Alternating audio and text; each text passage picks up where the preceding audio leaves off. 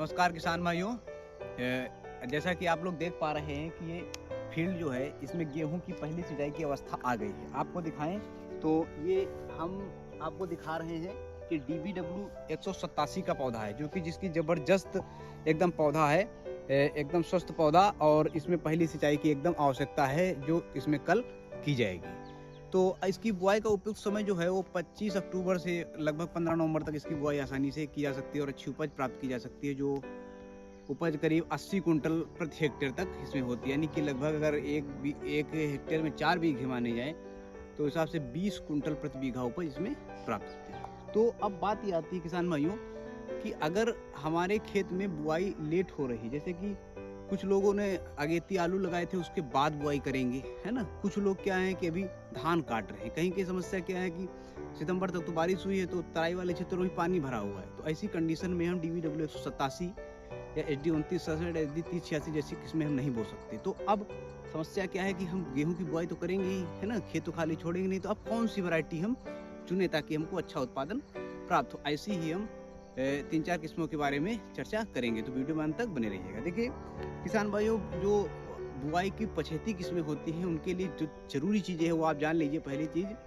ये हीट से यानी कि गर्मी के प्रति सहनशील होनी चाहिए। जैसे कि अगर 2967 को आप जनवरी में बो देंगे या दिसंबर के आखिरी में बोएंगे तो 2967 का दाना सिकुड़ जाएगा, जो क्योंकि होली के बाद बहुत गर्मी बढ़ जाती है तो उसमें दाना जो है वो सिकुड़ जाएगा। तो ऐसी कंडीशन में क्या होगा कि हमारी उपज पर काफ़ी ख़राब प्रभाव पड़ेगा। तो ऐसी कंडीशन में हमारे लिए ज़रूरी क्या है कि हम पछेती समय में बुआई के लिए जो उपयुक्त किस्में हैं वही चुनें, ना कि समय से बुआई करने वाली की जाने वाली किस्मों को हम पछेती के रूप में बोएं, है ना, नहीं तो भारी नुकसान उठाना पड़ जाएगा। तो ऐसी कौन कौन सी किस्में हैं जिनको हम देर से बुआई कर सकते हैं। उसमें पहली किस्म DBW 14 है। DBW 14 की खासियत क्या है, इसको पूरे दिसंबर से लेकर जनवरी के प्रथम पखवाड़ा यानी कि लगभग 10 जनवरी तक तो आसानी से बो सकते हैं। और उपज की अगर बात करें तो अगर वैज्ञानिक तरीके से आप खेती करेंगे, अच्छे तरीके से उसका ट्रीटमेंट करेंगे, मतलब कि खाद पानी सब समय से देंगे, तो लगभग उतनी उपज होगी जितनी आप 2967 से प्राप्त करते हैं। यानी कि लगभग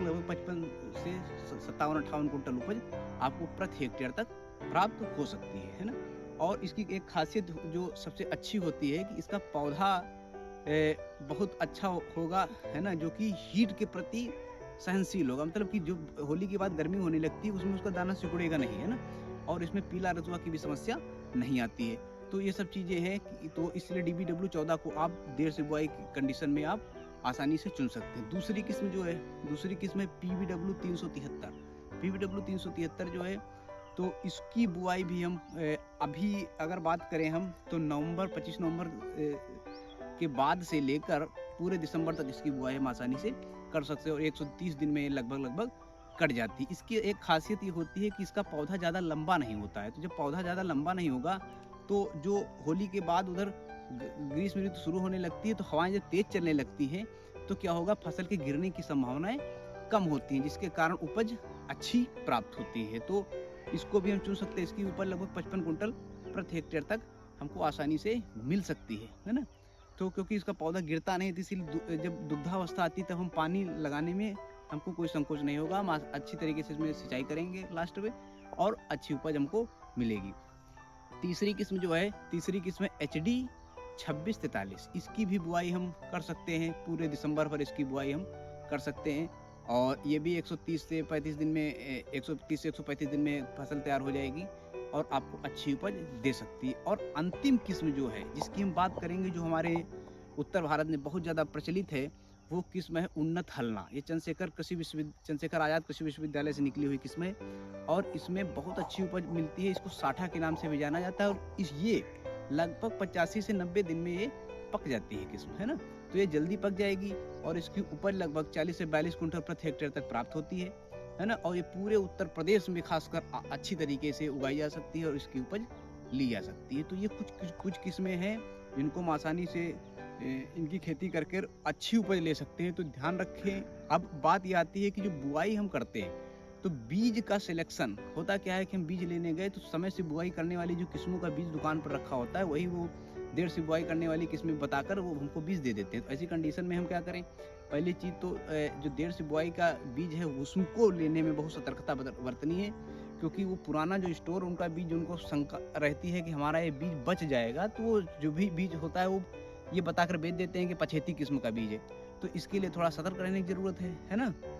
क्योंकि 2968 का दाना मान लो आप पहचान जाएंगे कि गोल होता है, लेकिन कई वैरायटी ऐसी हैं जिनका दाना पहचानने में आपको समस्या होगी, वो पछेती बता के आपको बेच देंगे। तो इसलिए ज़रूरी है आपके लिए कि पहली चीज़ तो सरकारी आपके नज़दीकी जो सरकारी संस्थान है, जैसे कि कृषि विश्वविद्यालय या कृषि विज्ञान केंद्र आपके ज़िले में, वहाँ संपर्क करके बीज खरीदें। और उसके बाद में अगर वहाँ नहीं उपलब्ध हो रहा है तो आप प्राइवेट जो भी दुकानों से बीज खरीदें, तो वहाँ पर कोशिश करें कि जो आपकी विश्वसनीय दुकान हो वहाँ से बीज खरीदें। दूसरी चीज़ कोशिश ये करें कि खुला पैकेट से बीज न लें, क्योंकि खुला पैकेट में मिलावट की संभावनाएं थोड़ी ज़्यादा रहती है ना उसकी तुलना में। वैसे उसमें भी रहती हैं बंद पैकेट में भी, लेकिन खुले पैकेट में उससे थोड़ी सी ज़्यादा रहती है। तो इसलिए कोशिश करें कि अपने जान परिचय वाली दुकान से बीज खरीदें और अच्छी तरीके से जांच पड़ताल करके खरीदें, ताकि जो आप बीज खरीदें आपको वही बीज मिले। तो ये सब जानकारी आपको कैसी लगी कमेंट बॉक्स में ज़रूर बताएं, और वीडियो पसंद आए वीडियो को लाइक करें और चैनल को सब्सक्राइब करें और दूसरे किसान भाइयों तक हमारा वीडियो पहुंचाएं। बहुत बहुत धन्यवाद।